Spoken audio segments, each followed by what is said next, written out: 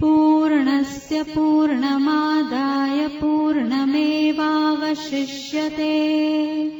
ॐ शान्ति शान्ति शान्तिः।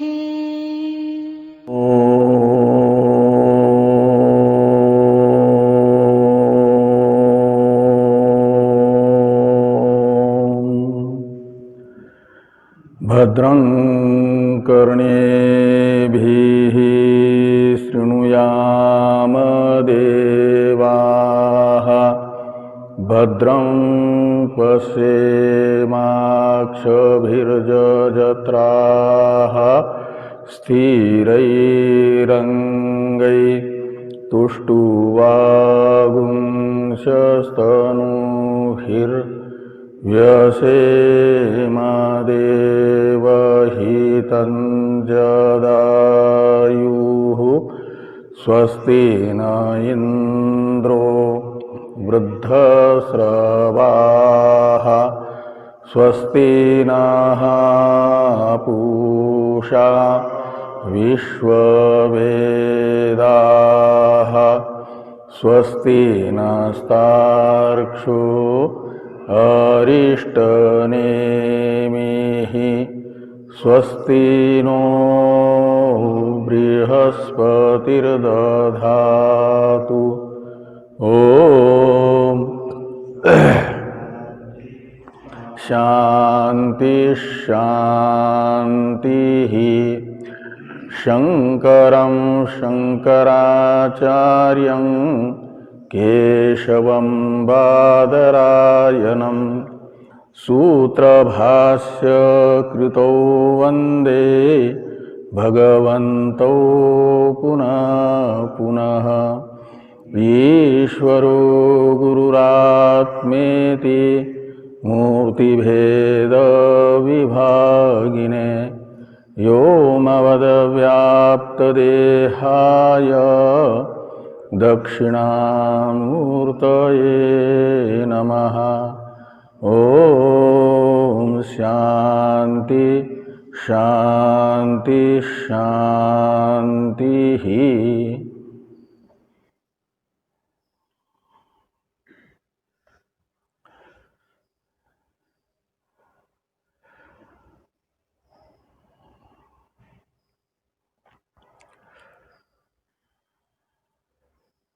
अथर्ववेदीय ब्राह्मण भाग की प्रश्नोपनिषद के चतुर्थ प्रकरण का विचार हम लोग कर रहे हैं।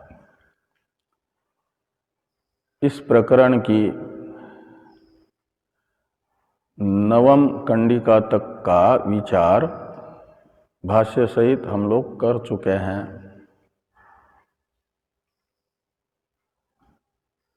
सप्तम कंडिका से इस ग्रंथ के उत्तरवर्ती कंडिकाओं में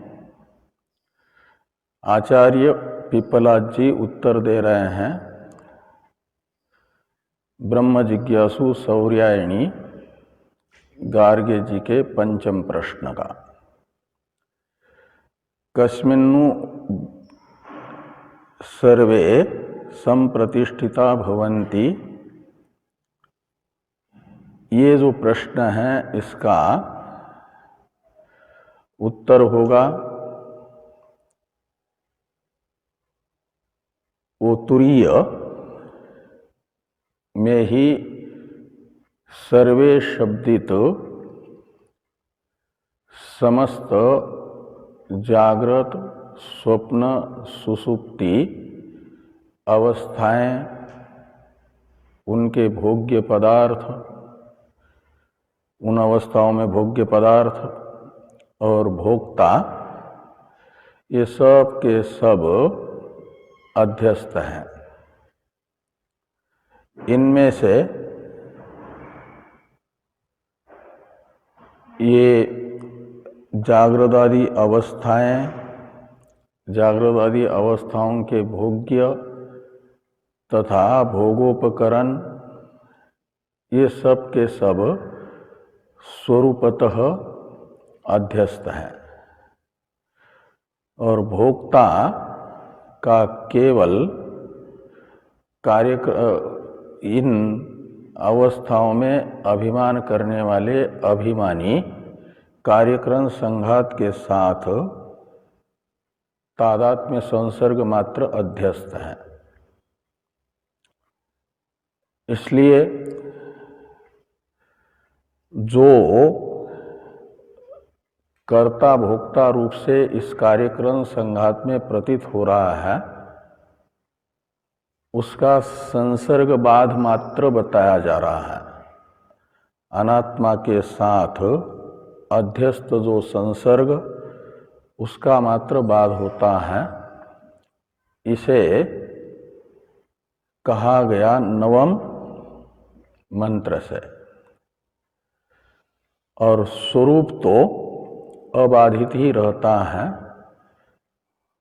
जब अनात्मा कार्यक्रम संघात से संश्लिष्ट चैतन्य होता है अविद्या से, तो वह कर्ता, भोक्ता, दृष्टा, स्पृष्टा, श्रोता इत्यादि नामों से कहा जाता है। और उसका संसर्ग अनात्मा के साथ बाधित होते ही उसे कहा जाता है केवल आत्मा शब्द से, अक्षर शब्द से, तदक्षर शब्द से, इन सब शब्दों से वो परिलक्षित होता है। जैसे नदियाँ अपना नाम रूप छोड़ करके समुद्र में विलीन होने पर समुद्र इस नाम से ही कही जाती हैं और उनका आकार भी समुद्र ही होता है। समुद्र से अलग नाम से तथा रूप से नदियों की पहचान नहीं रहती। वैसे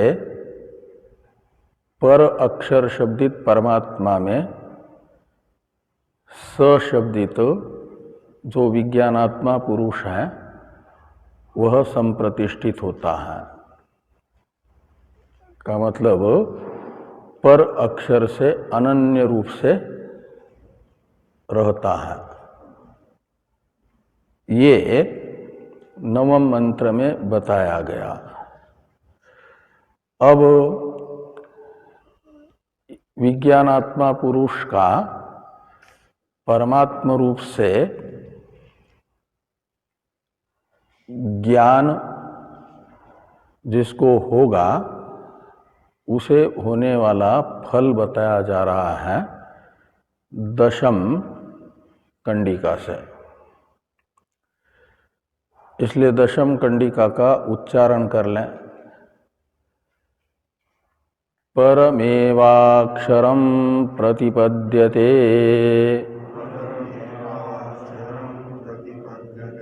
स यो हवै तदच्छायमशरीरम्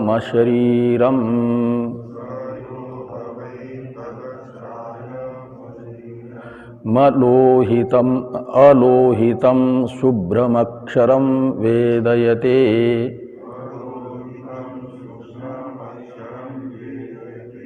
यस्तु सौम्य स सर्वज्ञ सर्वो भवति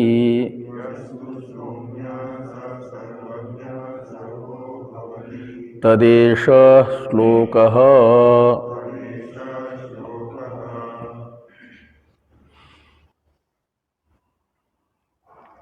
तो यहाँ पर दो यत शब्द और दो तत् शब्द हैं।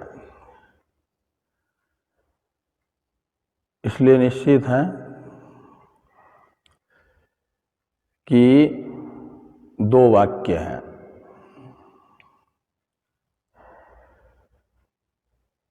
तो पहला वाक्य होगा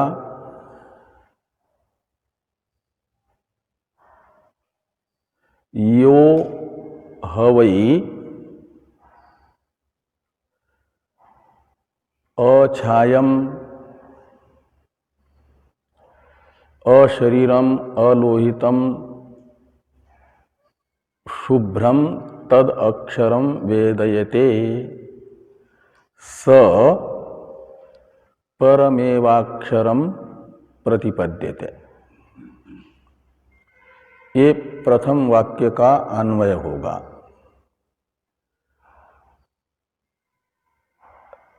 यो ह और वै,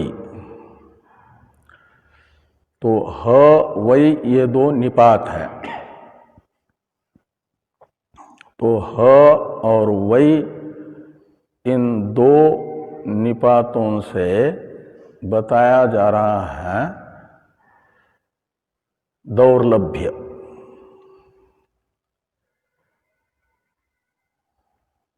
आश्चर्य के परामर्शक हैं एक प्रकार से ह और वै ये दो शब्द,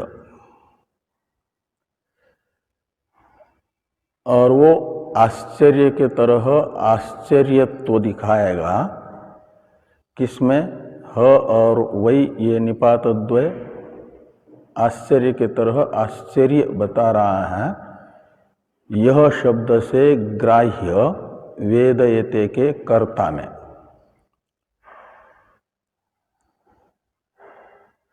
तो वे यह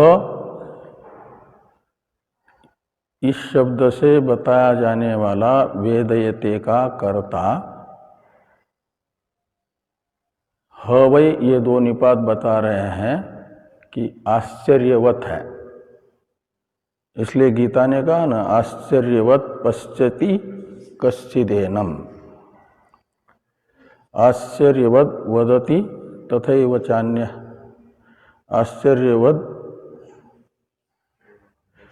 आश्चर्यवत येनम, हम आश्चर्यवत येनम, आगे क्या है? हाँ, मन्य शृणोति। तो आश्चर्यो लब्धा कुशल, आश्चर्यो वक्ता कुशलोस्य लब्धा, ये भी आता है कठ में। तो ज्ञाता में आश्चर्यवता, आश्चर्य कहते हैं कभी कभी घटित होने वाली घटना को आश्चर्य कहा जाता है। जैसे आश्चर्य है बिना हवाई जहाज के और बिना पानी के जहाज के समुद्र के इस पार से उस पार एक छलांग से ही पहुंच जाना, यह आश्चर्य है कि नहीं? रोज रोज घटती है क्या घटना? आम लोग जा सकते हैं ऐसे, जैसे हनुमान जी गए। तो हनुमान जी के बाद जाने वाला कोई छलांग लगा करके समुद्र में अभी तक है कोई? सेतु बंद से छलांग लगा दी और लंका में पहुंच गए। ऐसा अभी तक तो कोई नहीं हुआ हनुमान जी को छोड़ करके। तो ये जो समुद्र लंघन है हनुमान जी के द्वारा, इसे कहा जाएगा आश्चर्य, कभी कभी घटित होने वाली घटना। और इस घटना को घटित करने वाला भी आश्चर्य के तरह है का मतलब कोई कोई होता है। हनुमान जी हैं, अंगुली में हाथ के पहाड़ को उठा करके रखना, द्वापर में घटना घटी। उसके बाद भगवान कृष्ण ने गोवर्धन को उठाया, फिर और किसी ने तो नहीं उठाया ना। तो ये आश्चर्य है, इसे कहा जाता है आश्चर्य के तरह आश्चर्य वाली घटना। तो ऐसे ही ये जो बताया जा रहा है शुभ्रम शब्द से तो शोधित तो त्वमर्थ को, और अक्षरम शब्द से बताया जा रहा है शोधित तदर्थ को। ये यहाँ का महावाक्य है प्रश्नोपनिषद का। यह शुभ्रम अक्षरम वेदयते, का अर्थ निकलेगा शोधित तदर्थ त्वमर्थ का शोधित तदर्थ के रूप में अनुभव करता है। मैं के रूप में अक्षर शब्दित निर्विशेष निरुपाधिक परमात्मा को जानता है, अनुभव करता है। जानना परमात्मा को अपने से अलग नहीं। शुभ्रम और अक्षरम में समानाधिकरण प्रयोग है ना, ये समानाधिकरण बता रहा है मुख्य ऐक्य में। समानाधिकरण बताएगा मुख्य ऐक्य किसका? शुभ्र पदार्थ का और अक्षर पदार्थ का। मुख्य ऐक्य है स्वरूपतः ऐक्य, तो ये स्वरूपतः एक है। मैं स्वरूपतः दृष्टा, श्रोता, स्पृष्टा, घ्राता आदि शब्दार्थ नहीं हूँ, अपितु स्वरूपतः मैं अक्षर हूँ। ऐसा जो कोई दुर्लभ व्यक्ति अनुभव करता है। इस प्रकार यहाँ पर आत्मज्ञ की दुर्लभता बताई। मनुष्याणाम सहस्रेषु कश्चिद् यतति सिद्ध है, सिद्ध यततामपि सिद्धानाम कश्चिन् माम वेत्ति तत्वतः। तो कश्चित ये शब्द भी यही बता रहा ना कि कोई कई लोगों में से तो कोई मोक्ष की साधना में लगते हैं। मोक्ष की साधना करने वाले साधकों में से कोई एक साधक मुझे तत्वतः जानता है। तत्वतः जानना हुआ वास्तविक रूप से जानना, और वास्तविकता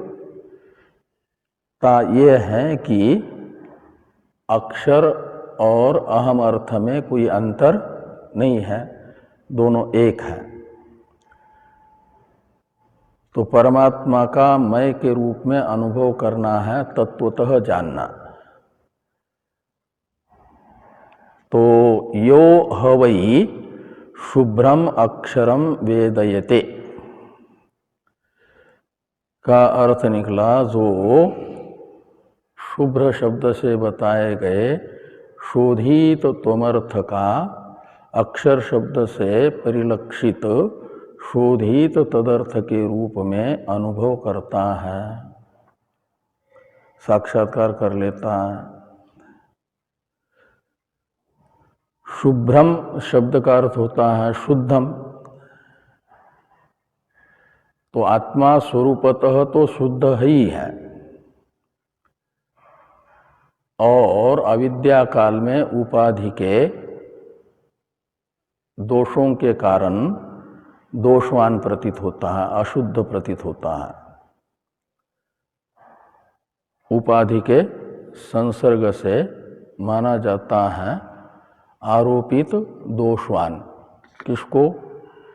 आत्मा को, यानी अहम अर्थ को।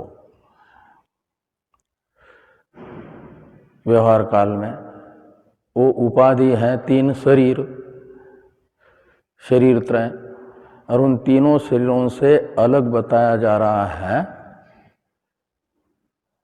शोधित त्वमर्थ को। शुभ्र पदार्थ से, शुभ्र पद से ग्राह्य जो शोधित त्वमर्थ हैं उसे शरीर त्रय से रहित बताया जा रहा है। परमार्थतः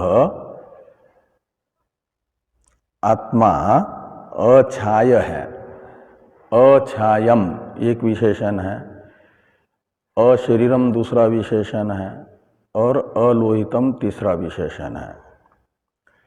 इन तीन विशेषणों से क्रमतः कारण शरीर, सूक्ष्म शरीर और स्थूल शरीर राहित्य बताया जा रहा है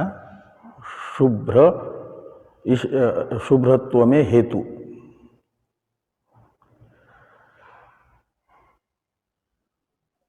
अछायम में छाया शब्द का अर्थ है तम प्रधान अज्ञान अविद्या, ये छाया है, क्योंकि उसे तमः भी कहा गया है ना, अज्ञान तिमिरांधस्य इत्यादि में तिमिर कहो तमः कहो, वो तमः प्रधान होता है अज्ञान, इसलिए छाया शब्द का अर्थ है वो, और वो अज्ञान ही कारण शरीर है अविद्या। मलिन सत्व प्रधान अविद्या को कहा गया छाया शब्द से, वो है आपका कारण शरीर, छाया शब्द का अर्थ। और अछायम का अर्थ निकलेगा छाया रहितम, अछायम, न विद्यते छाया अस्य,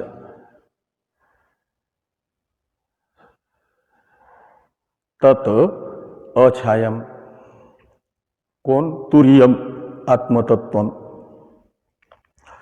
तो तुरीय आत्मा की छाया यानी कारण शरीर नहीं है, कारण शरीर रहित है तुरीय, ये अछायन ने बताया। और अशरीरम, इससे पहले अलोहितम को देखिए। तो अलोहितम में लोहितम शब्द का अर्थ है रक्त,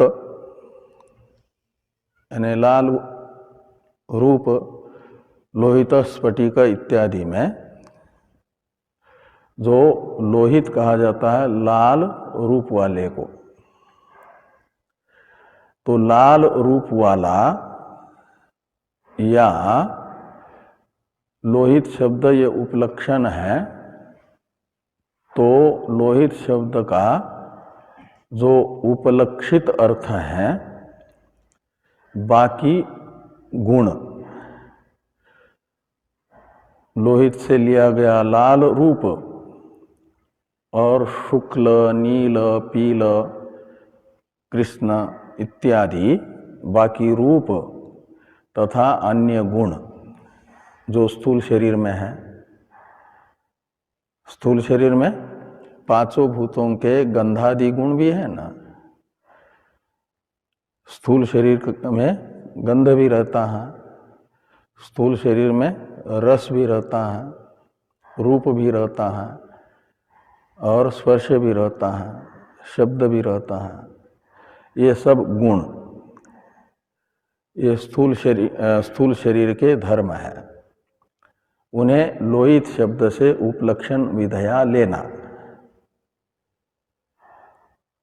और उन रूपादि गुणों से जो रहित है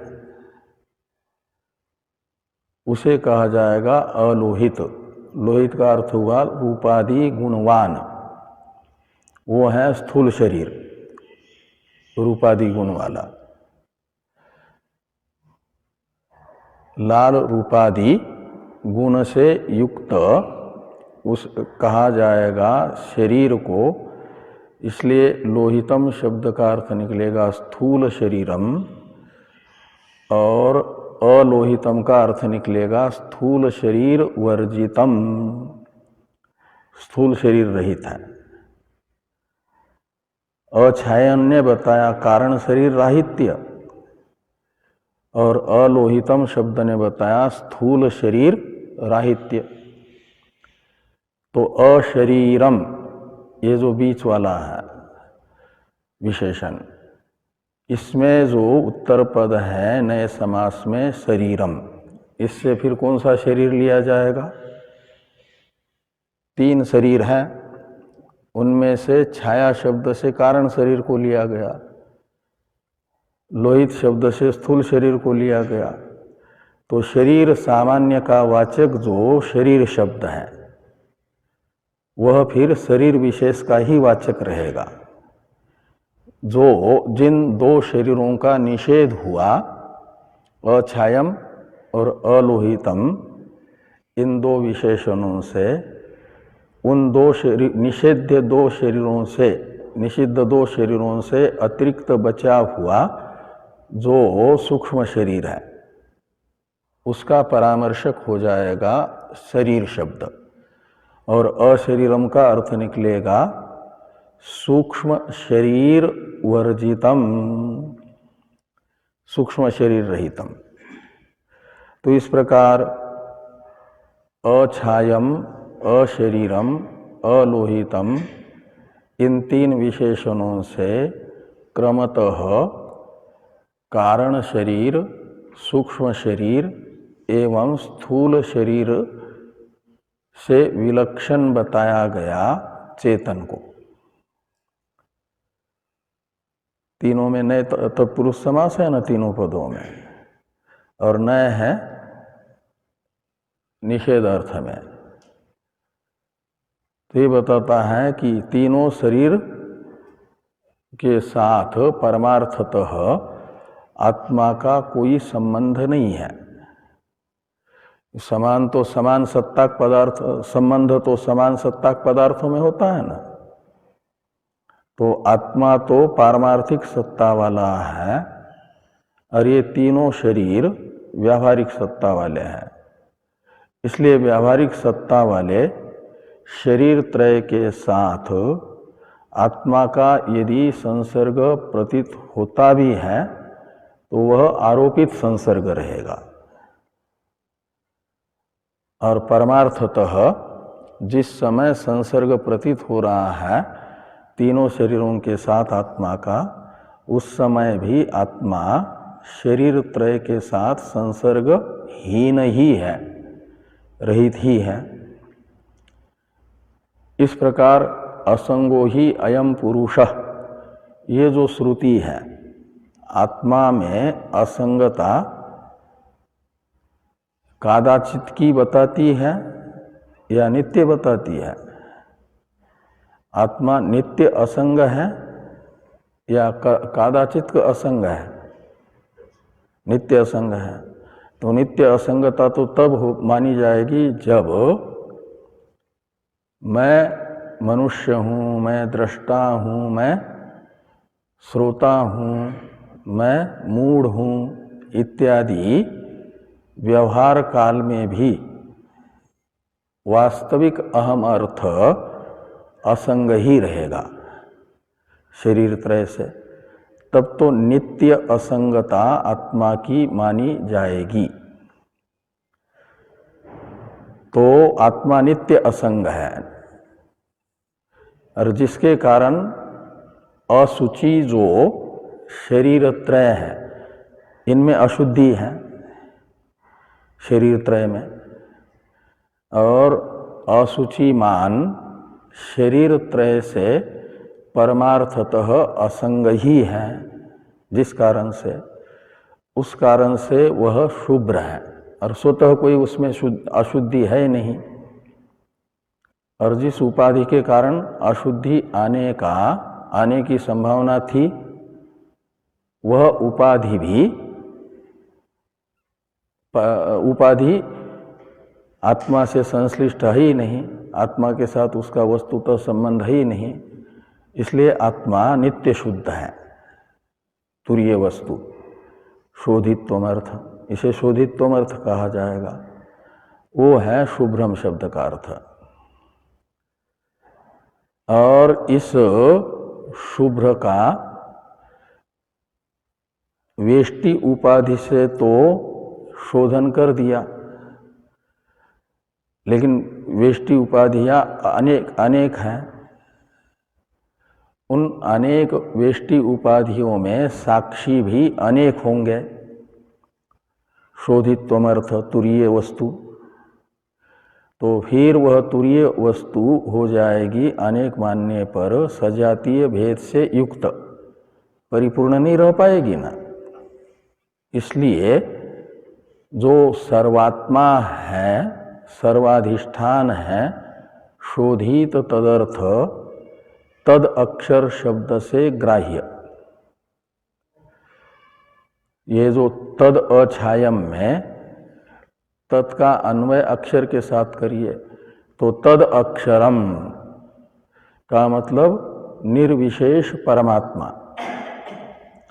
मुंडक उपनिषद में पराविद्या से अधिगम्यमान अक्षर जिसे बताया गया, अथ परा ये या तद अक्षरम अधिगम्यते के अनुसार वो अक्षर वेदयते यानी आत्मना साक्षात करोति, आत्म रूप से साक्षात्कार कर लेता है परमात्मा का जो कोई दुर्लभ व्यक्ति। ये कठिन से कठिनतम कार्य कर लेता है। इसका फल क्या होता है? ये हुआ ब्रह्मात्म एकत्व बोध। इसका फल है स परम एव अक्षरम प्रतिपद्यते।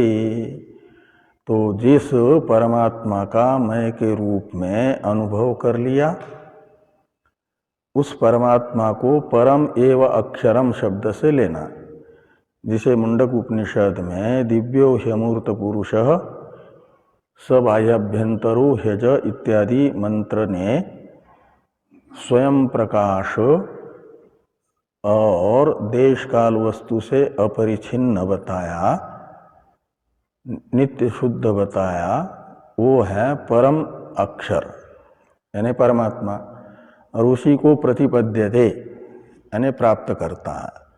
तो परमात्मा की प्राप्ति है परमात्म रूप से ही अवस्थित हो जाना, औपाधिक जो स्वरूप है उसका निकल जाना। ये ज्ञान का फल बताया गया। ये ज्ञान होता किससे है? साधन चतुष्टय उत्कृष्ट आ जाए चित्त में और फिर श्रवण कर लें, मनन कर ले, निधिध्यासन कर लें ज्ञान के अंतरंग साधन, तो श्रुत तत्वमशादी वाक्यों से यह बोध होता है ब्रह्मात्म एकत्व की अनुभूति रूप, और उससे अविद्या निवृत्त हो जाती है। तो जो अविद्या काल में भेद न होते हुए भी भेद सा प्रतीत हो रहा था परमात्मा में और अहम अर्थ में, वह भेद मिट जाता है। यही उस परमात्मा की प्राप्ति है, नित्य प्राप्त की प्राप्ति। अब ये जो है आपका यानी वैराग्यवान को ये ज्ञान हुआ। नित्यानित्य वस्तु विवेक के बाद में वैराग्य भी आता है ना। आगे फिर भाष्यकार भगवान हे सौम्य, इस सौम्य विशेषण का अर्थ करते हैं कि प्रिय दर्शन, और फिर बचा यस्तु, इतना ही। तो तू शब्द वैलक्षण्य बताता है ज्ञानाधिकारी की अपेक्षा ज्ञानी में। ज्ञानाधिकारी और ज्ञानी इन दोनों में अंतर है कि नहीं? ज्ञानाधिकारी कौन है? अज्ञानी। लेकिन अज्ञानी में भी साधन चतुष्टय संपन्न अज्ञानी, वो ज्ञानाधिकारी है, लेकिन उसके अंदर अज्ञान है। और ज्ञानी है जिसके अंदर अज्ञान नहीं रहा। अज्ञान न रहने के कारण आभ्यंतर जो ज्ञान के प्रतिबंध है, ज्ञान के आभ्यंतर प्रतिबंध होते हैं अहंकार आदि, अभिमान आदि। इसलिए गीता ने ज्ञान के साधनों में सबसे पहला साधन बताया अमानित्वम, अदंभित्वम। तो अमानित्वम का अर्थ है अभिमान राहित्य, निरभिमानित्व। निर्माण मोहाजित संग दोष इत्यादि में भी निर्माणत्व, निर्मोहत्व ये साधन बताया है ना। तो इसमें से वैराग्य से बाह्य पदार्थों का तो परित्याग हो जाता है, लेकिन बिना ज्ञान के अभिमानादि बने रहते हैं। और अभिमान के रहने से परमात्मा है अभिमान रहित। परमात्मा को मैं बड़ा विवेकी हूँ, मैं बड़ा त्यागी हूँ, मैं बड़ा समाधि संपन्न हूँ, मैं तीव्र मुमुक्षा से संपन्न हूँ, ऐसा अभिमान होता है कि नहीं होता? परमात्मा को नहीं होता है। इसलिए परमात्मा को माना जाएगा आभ्यंतर अभिमानों से भी रहित। नहीं तो ये जो साधन चतुष्टय हैं, इन साधन चतुष्टय के विषय में भी अभिमान हो जाता है। और इस अभिमान का निवर्तक है एक प्रकार से ज्ञान। ये ज्ञान हो गया जिसको, तो वह ज्ञान से इन अभिमानों से भी रहित हो जाता है। तो द्वितीय जो यस्तु में यह शब्द है, यह ज्ञानी का परामर्शक है। और यो हवै तत् अछायम इत्यादि में जो यह शब्द था वह ज्ञानाधिकारी का परामर्शक था। ज्ञानाधिकारी और ज्ञानी में अंतर है। ज्ञानाधिकारी हुआ साधन चतुष्टय से संपन्न, लेकिन उसमें ज्ञान निवर्त्य दोष अभी बैठे हुए हैं। ज्ञान निवर्त्य दोष हैं आंतरिक दोष, अविद्या, दोनों प्रकार की स्थूल मूल अविद्या, तूल अविद्या, और वासना, कर्म, ये सब दोष ज्ञानाधिकारी में रहते हैं, लेकिन वे ज्ञान के प्रतिबंधक नहीं बनते। इनके ज्ञान से निवर्त्य जो दोष है ना, वो तो ज्ञान उत्पत्ति तक रहेंगे, ज्ञान उत्पन्न होते ही नष्ट हो जाएंगे। इसलिए ज्ञान से निवृत्त होने वाले दोषों को ज्ञान की उत्पत्ति में प्रतिबंधक नहीं माना जाता।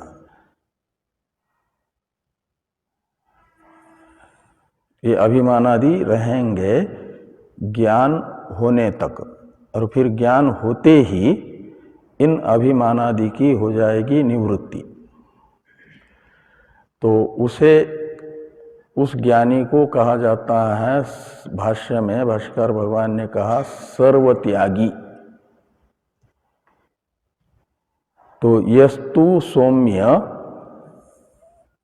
इसमें हे सौम्य प्रिय यानी प्रियदर्शन आचार्य पिपला जी ने गार्ग्य को संबोधन किया और ये कहा कि जो सर्वत्यागी है, और तू शब्द ज्ञानाधिकारी की अपेक्षा ज्ञानी में वैलक्षण्य दिखाने वाला है।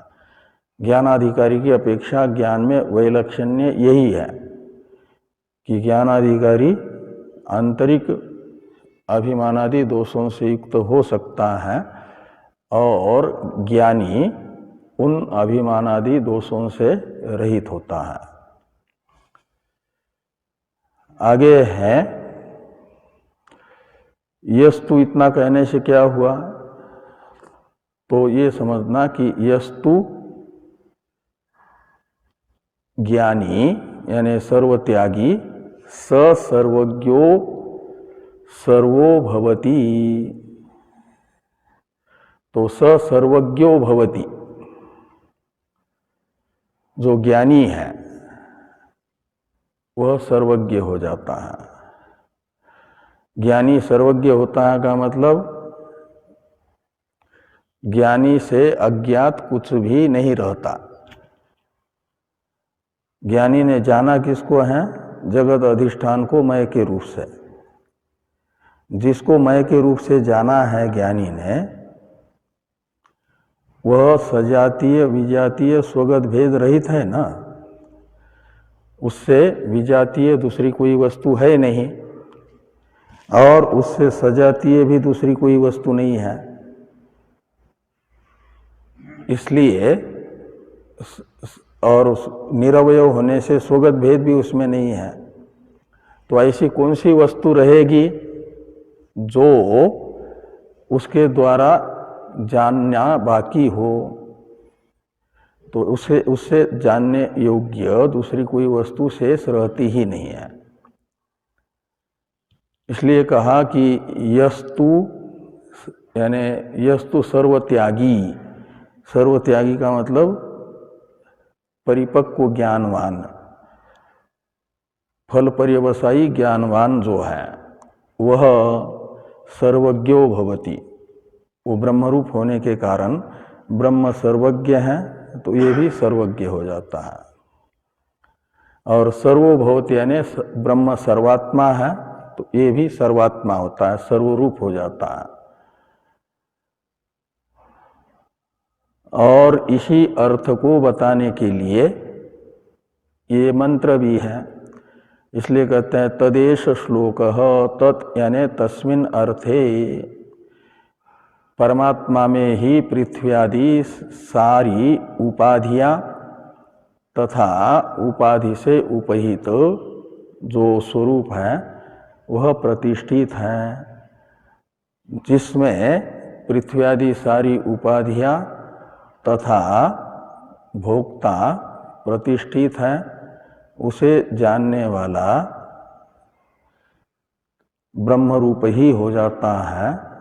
ये अर्थ तस्मिन् शब्द से लेना, यानी तत् शब्द का अर्थ है तस्मिन्, तस्मिन् अर्थे। और तस्मिन् अर्थ यानी कौन सा अर्थ? जो अष्टम नवम कंडिका तथा ये दशम कंडिका, कंडिका त्रय के द्वारा बताया गया जो अर्थ, उसे यहाँ पर तत्शब्द से लेना। कौन से तत्शब्द से? तदेश श्लोक, यहाँ पर जो तत्शब्द है, तो इस अर्थ में येष यानी वक्ष्यमान श्लोक यानी मंत्रो भवति। तो ये अष्टम नवम दशम कंडिकाएं तो ब्राह्मण भाग है, तो ब्राह्मण भाग अपने द्वारा उक्त अर्थ को मंत्र से प्रमाणित करने के लिए यह मंत्र बता रहा है। इस प्रकार ये 11वें मंत्र का ब्राह्मण के द्वारा अवतरण वाक्य माना जाएगा, तदेश श्लोक। तो इसके भाष्य को देखिए दशम कंडिका के। तो परम एव अक्षरम वक्ष्यमानम वक्ष्यमाण विशेषणम प्रतिपद्यते इति एतत्। इति एतत् का अर्थ है इत्यर्थ। तो परम एव अक्षरम वक्ष्यमाण विशेषणम, तो वक्ष्यमाण विशेषण से परिलक्षित होने वाला जो परमात्मा है, अव्यक्त से भी पर, यानी उपाधि मात्र से विलक्षण, और उसे प्रतिपद्यते यानी प्राप्नोति, मय के रूप में प्राप्त कर लेता है। इति एतत् यानी इत्यर्थ, किसका? परम एव अक्षरम प्रतिपद्यते, इस वाक्य का ये अर्थ निकलेगा। आगे हैं कि स यो ह वै, तो तत्सर्वम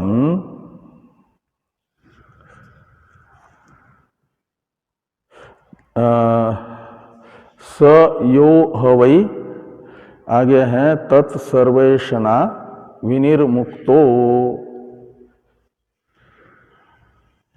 तो यह शब्द का अर्थ कर दिया सर्वएषणा विनिर्मुक्त। तो सर्वएषणा है साधन एषणा, साध्य एषणा। साधन एषणा के अवान्तर 3 भेद और साध्य एषणा के भी अवान्तर 3 भेद हो जाएंगे। साधन तीन होने से साध्य भी तीन हो जाएंगे ना। तो ऐसे तो येष्णात्रय कहा जाता है। साध्य को फलत्वेन रूपेण एक कोटि में रख करके साधन के दो प्रकार, एक पुत्रेशना वित्तयशना, ये दो साधन येष्णाएं हैं, और लोकयशना है फल येष्णा। तो पुत्रेशना, इसमें पुत्र साधन है और उसकी येष्णा यानी इच्छा। पुत्र किसका साधन है? तो पृथ्वीलोक प्राप्ति का। पुत्रेण अयन लोको जय्य, ये श्रुति आती है। श्रुति बताती है पुत्र को साधन, पुत्रेण, ये तृतीया साधन अर्थ में है। अयम लोक शब्द का अर्थ है पृथ्वीलोक, जय्य यानी प्राप्तव्य। तो पृथ्वीलोक प्राप्तव्य है किससे? पुत्र से। अर्थात पृथ्वीलोक प्राप्ति का साधन पुत्र है, और कर्मणा पितृलोक विद्या देवलोक, ऐसा आता है। तो कर्म से पितृलोक की प्राप्ति होती है। पितृलोक है स्वर्ग। तो कर्म यह पितृलोक प्राप्ति का यानी स्वर्गलोक प्राप्ति का साधन हुआ। और विद्या देवलोक, इसमें विद्या शब्द का अर्थ है उपासना, और उपासना से प्राप्तव्य है देवलोक यानी ब्रह्मलोक। देवलोक शब्द का अर्थ है यहाँ पर ब्रह्मलोक। तो ब्रह्मलोक प्राप्ति का साधन उपासना, स्वर्गलोक प्राप्ति का साधन कर्म, पृथ्वीलोक प्राप्ति का साधन पुत्र। इस प्रकार ये तीन येष्णाएं हैं। इनमें से जो पुत्रेशना के बाद में आती है वित्तयशना, इसमें वित्तयशना में वित्त शब्द के अवान्तर दो भेद किए जाते हैं। एक मानुष वित्त, दूसरा दैव वित्त। दैव वित्त कहते हैं उपासना को, जिसको विद्या देवलोक में विद्या शब्द से कहा गया है। वहाँ विद्या है उपासना, वो है दैव वित्त। और मानुष वित्त है, वहाँ मानुष वित्त शब्द से लेना है मानुष वित्त साध्य कर्म को। मानुष वित्त है ये जो इस लोक का धन, रुपया, और उससे साध्य है कर्म। किसी को यज्ञ आदि करना होगा तो जिसके पास कोई धन ही नहीं है तो ऋत्विकों को दक्षिणा क्या देगा? तो दक्षिणा नहीं देगा तो दक्षिणा मानी गई है यज्ञ की पत्नी। दो यज्ञ की पत्नियां हैं, श्रद्धा और दक्षिणा। तो बिना दक्षिणा के यज्ञ नहीं होता। दक्षिणा देने के लिए धन चाहिए, वो मानुष वित्त है। तो मानुष वित्त से साध्य कर्म लेना, ऐसे हवन सामग्री खरीदनी है, यज्ञ मंडप बनाना है, घी खरीदना है उसमें हवन करने के लिए, ये सब तो चीज़ें पैसे से ना आएगी, वो मानुष वित्त से आती है। इसलिए मानुष वित्त से लेना मानुष वित्त साध्य कर्म, और उस मानुष वित्त साध्य कर्म का फल है स्वर्गलोक। इस प्रकार ये दो हो गई साधन येष्णा, एक हो गई साध्य येष्णा। ऐसे साधन येष्णात्रय, और वो साध्य में अवान्तर दो भेद हुए, तीन भेद हुए, पृथ्वीलोक, स्वर्गलोक, ब्रह्मलोक। तो इन सब सर्व येष्णा विनिर्मुक्त, तो संसार अंतपाती जो लोकत्रय एवं लोकत्रय प्राप्ति के साधन विषयक इच्छाओं से रहित, कामना से रहित अधिकारी वैराग्यवान बताया गया, यानी साधन चतुष्टय संपन्न। वह क्या करता है? तो अछायम यानी तमो वर्जितम, तम शब्द से ला अज्ञान को, तो अज्ञान है कारण शरीर, इसलिए कारण शरीर रहितम ये अर्थ निकलेगा। अशरीरम का अर्थ निकलेगा नाम रूप स्वरूपाधि वर्जितम, नाम रूपात्मक समस्त उपाधियों से रहित, और का मतलब सूक्ष्म शरीर से रहित, और अलोहितम का अर्थ करते हैं लोहितादि सर्वगुण वर्जितम। तो लोहितादि सर्वगुण है जिसके, ऐसा है स्थूल शरीर, तो लोहितादि गुणवान स्थूल शरीर से वर्जित यानी रहित, वो है शोधित तदर्थ त्वमर्थ, इसलिए उसे कहा जाता है नित्य शुद्ध। तो ये कहते हैं यतः एवं, यानी जिस कारण से अशुचि शरीर त्रय से वस्तुतः असंश्लिष्ट है, इसलिए स्वरूपतः शुभ्र यानी शुद्ध है। कौन? शोधित्वमर्थ। सर्व विशेषण रहितत्वात्, तो सर्व विशेषण यानी ये जो शरीर त्रय रूप विशेषताएं हैं, शरीर त्रयगत विशेषताएं, उन विशेषताओं से रहित होने से। अक्षरम, तो ये शुभ्रम तक का अर्थ हो गया, शुद्धम ये शुभ्रम का अर्थ कर दिया, यानी शोधित त्वमर्थ को बताया। अब अक्षरम ये बताता है शोधित तदर्थ को। अक्षरम शब्द से लेना है, मुंडक में बताया गया, जो येनाक्षरम पुरुषम वेद सत्यम, एक मंत्र आता है मुंडक में, आचार्य के लिए विधि बताई गई, तस्मै उपसन्ना, तस्मै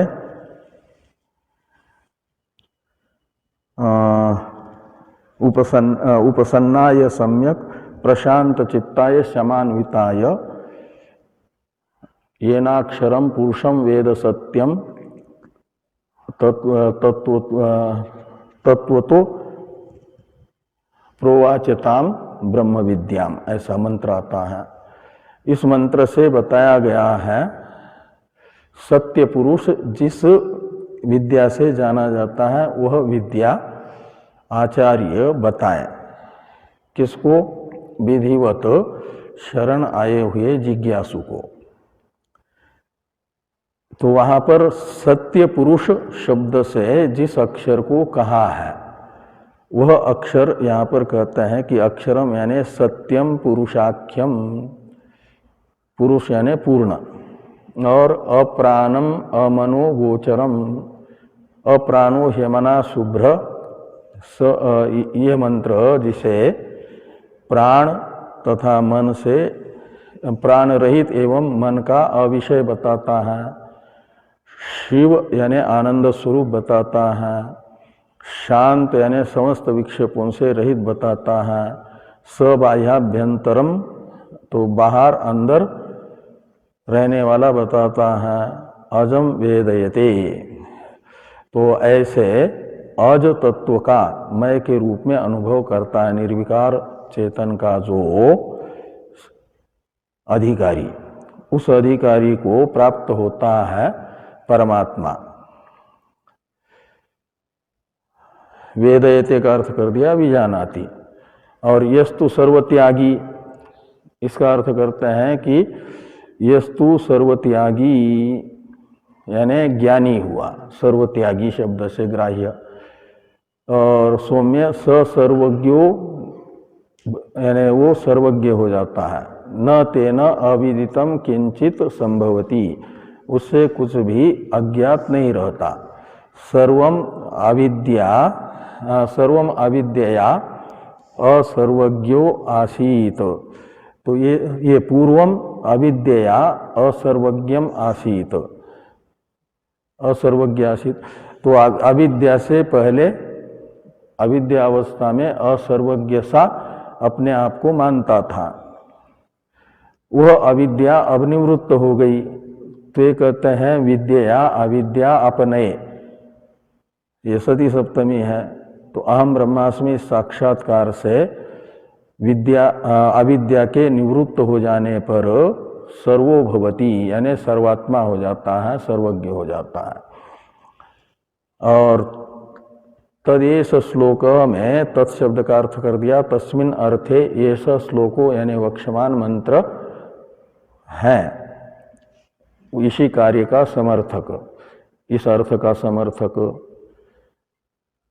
उक्तार्थ संग्राहक, तो जिस मंत्र में इन 3 कंडिकाओं के द्वारा उक्त अर्थ का संग्रह हुआ है, इसी अर्थ का ज्ञापक ये मंत्र आ रहा है। इस पर चर्चा हम लोग करते हैं कल। ओम भद्रं कर्णेभिः शृणुयाम देवाः, भद्रं पश्येमाक्षभिर्यजत्राः, स्थिरैरङ्गैस्तुष्टुवागुंशस्तनूभिर्व्यसेम देवहितं जदायुः। स्वस्ति न इन्द्रो वृद्धश्रवाः, स्वस्ति नः पूषा विश्ववेदाः, स्वस्ति नस्तार्क्ष्यो अरिष्टनेमिः, स्वस्ति नो बृहस्पतिर्दधातु। ओम शांति शांति शांति। शंकरं शंकराचार्यं केशवं बादरायणं सूत्रभाष्य कृतौ वंदे भगवन्तौ पुनः पुनः। ईश्वरो गुरुरात्मेति मूर्तिभेद विभागिने व्योमवद्व्याप्तदेहाय दक्षिणामूर्तये नमः। ओम शांति शांति शांति।